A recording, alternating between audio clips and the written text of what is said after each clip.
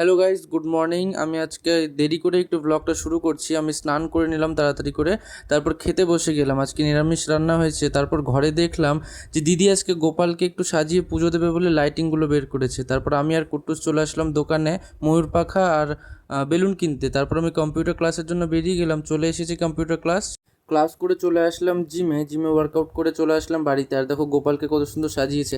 তারপর খাওয়া দাওয়া করে আমি রেডি হয়ে গেলাম। এখন একটু আমরা সবাই মিলে ইসকনে যাচ্ছি। দেখো আমরা সবাই বেরিয়েছি। তারপর ইসকনে এসে দেখলাম কি কত সুন্দর ঠাকুরের গান হচ্ছে।